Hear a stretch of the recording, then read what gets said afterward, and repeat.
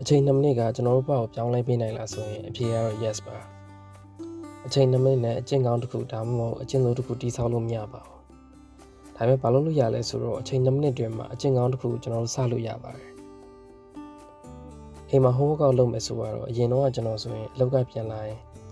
အိမ်ရောက်တာနဲ့ပြန်မန်းနဲ့အချိန်ကမရှိတော့စသဖြင့်အကြောင်းပြချက်တွေပေးတတ်တယ်ဒီလိုနဲ့ကျွန်တော်လေ့ကျင့်ခန်းတော်တော်နဲ့မလုပ်ဖြစ်ဘူးတကယ်တော့ကျွန်တော်အလေးချင်းတစ်ခုဖြစ်ဖို့အတွက်ကပထမဆုံး2မိနစ်ကိုပဲအာရုံစိုက်ပြီးစားလုပ်လိုက်တာနဲ့ကျန်တဲ့အပိုင်းကတော့သူတစ်ဆင့်ချင်းလုပ်ဖြစ်သွားပါတယ်2မိနစ်တွင်မှာကျွန်တော်ဘာတွေလုပ်နိုင်လဲသိဘူးလေ့ကျင့်ခန်းစားလုပ်မယ်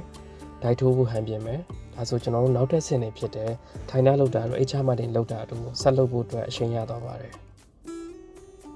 ဒီလိုပါပဲကိုကဘာသာစကားတစ်ခုလေ့လာမယ်ဆိုရင်လည်း2မိနစ်တွင်မှာစာကြည့်စပွဲပေါ်မှာထိုင်မယ်စားလေးလမ်းပြီးစားလုပ်လိုက်တာနဲ့ကျန်တာတွေကသူ့လိုအချိန်ရသွားတတ်ပါတယ်လေ့ကျင့်ကောင်းတစ်ခုတိဆောက်တော့မယ်ဆိုရင်အခက်အခဲဆုံးပိုင်းကအရင်စားလုပ်ဖို့ပါစားလုပ်လိုက်ပြီဆိုတာနဲ့သူ့ဘာသာသူအချိန်လေးရပြီဒါမှမလုပ်ရရင်ဘယ်လိုမှမနေနိုင်ဆိုတဲ့အဆင့်ကိုရောက်သွားတာပါကျွန်တော်ဆိုရင် YouTube စားလုပ်မယ်ဆိုပြီးကင်မရာဝယ်ပြစ်တာကလွန်ခဲ့တဲ့1နှစ်ကျော်လောက်ကပါကင်မရာဝယ်ပြီးလို့1နှစ်လောက်နေမှ YouTube channel စားလုပ်ဖြစ်ခဲ့ပါတယ်တခါလေလှုပ်တဲ့ခါကျရင်ကျွန်တော်တို့က Sniper Man လို့လုပ်လို့မရပါဘူး Sniper Man ကကြတော့အရင်ဆုံးသူပြစ်မဲ့ target ကိုအကြာကြီးချိန်တယ်ချိန်ပြီးသွားပြီးတေးချပြီးဆိုမှဒိန်းဆိုပြီးပြစ်ချတတ်တယ်ဒါပေမဲ့ကျွန်တော်တို့ကတော့မချိန်မဲနဲ့အရင်ပြစ်ရမှာပါပြစ်ပြီးသွားပြီဆိုမှပြန်ချိန်ပြီးထပ်ပြစ်ရမှာပါချိန်နေရဆိုရင်ကျွန်တော်လိုပဲ